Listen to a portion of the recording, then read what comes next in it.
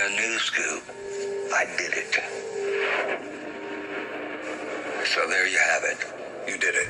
Yes, I'm confessing to a murder on camera that I've never had before. You murdered. So I'm giving you something, David. You murdered Cheryl Dunlap. Yes, I did. I did it. And I'll be glad to tell anyone I did. After committing a double murder in North Carolina in the fall of 2007, Hilton fled one massive crime scene for another, arriving in Florida's Apalachicola National Forest.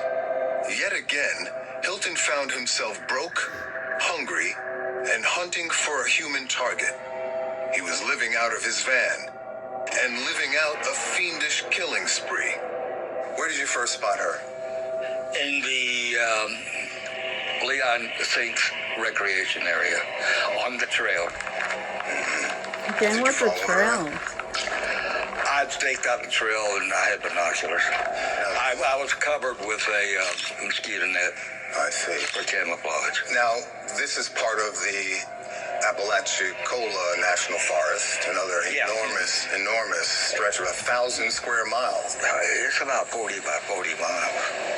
I finally had to get somebody because I had a little bit of peanut butter, some fruit juice, one Ritalin, a few spoons of coffee, and I had to take someone.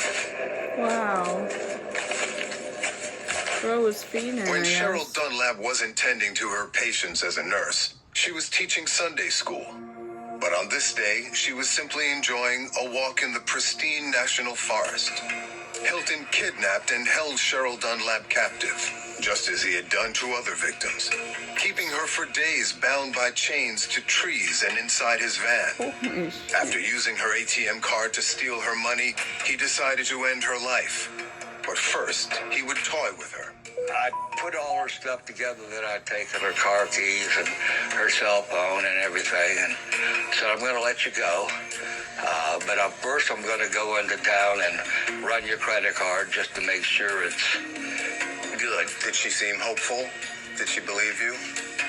I believe so. Okay. Tell me, how did Cheryl die? I said, come on, let's go. I'm going to train you to a tree. And I have a chain and a lock. And she grabs it and goes right down and to put it on herself. She was already used to the drill. And I kind of had a feeling that she was going to try to not click that lock. You know what I mean? Just pretend it was locked.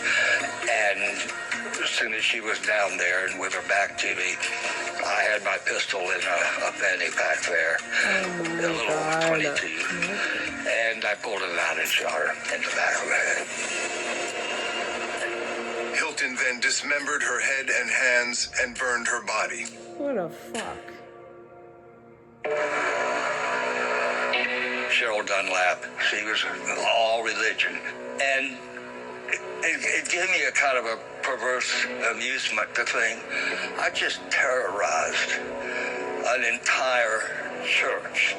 Okay, I just have affected their life for the rest of their life. They'll never forget it.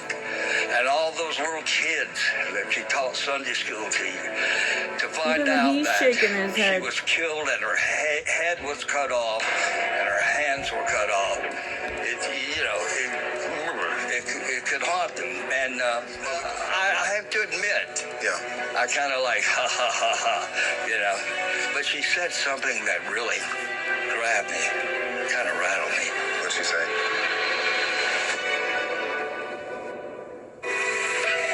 What did she say?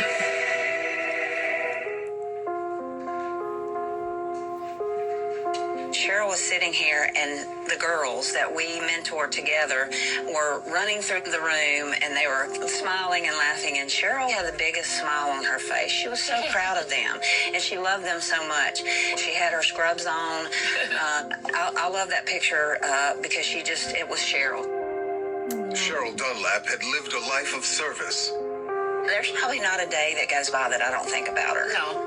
Because she was really, we were like, in each other's lives, in a deep way. When she wasn't treating patients in her nursing job, she was teaching Sunday school. The thing that I miss most about Cheryl is her ability to listen. We spoke every day on the phone. Cindy Wechter and Laura Mayo were Cheryl Dunlap's best friends. I missed the thought that she was always praying for me.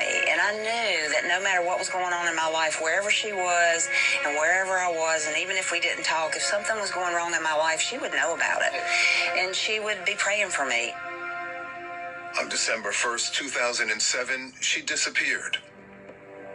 So I got a call and was told that she didn't show up for Sunday school, and they asked if I had heard from her, and I said, no. I said, but that doesn't sound like Cheryl. And I said, this is concerning. Dunlap's disappearance matched Hilton's M.O. She was last seen in the Apalachicola National Forest, just outside Tallahassee, Florida. Withdrawals were made from her bank account by a man wearing a makeshift mask of tape. And then 2 weeks later, her decapitated body was discovered by a hunter.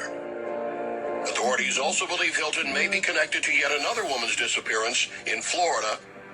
From the first time I saw him and from the first time I heard him speak, I knew that something was just not right with him. I just felt this sense of darkness and evil.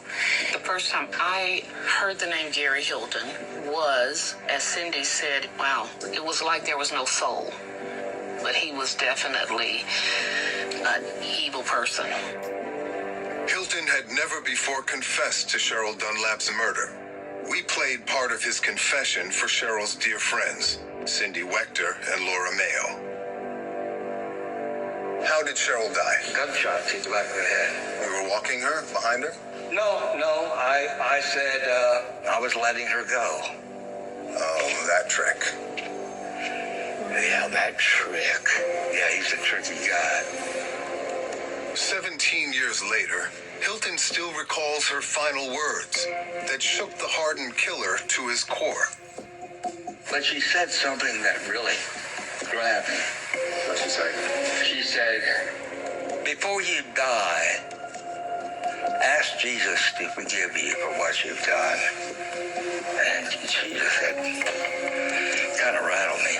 That make you think twice? No, Did that make her more human? Do you? Oh, she was human. Didn't matter. Didn't matter. Wow. What I thought about was God's grace was right there with her. Even I would though have she was slapped facing him right death, there. you're telling him to ask for forgiveness? I think that's so powerful. She would start sentences off like, if my life is to be prophetic. And she would say that in a way that she knew.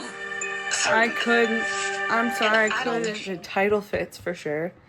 Unreal. So, this man is a narcissist who hates women. Go figure, right?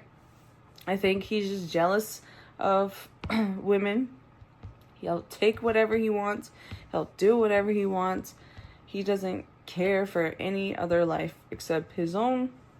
I can't say too much about this man. I don't want to give him any credit for anything. I'm just glad that he is where he is right now.